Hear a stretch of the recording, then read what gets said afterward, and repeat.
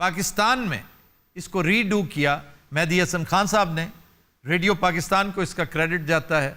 कलाम मीर तकी मीर का है। आज ट्रिब्यूट के तौर पे पेश करने जा रहे हैं सरवर मेहदी।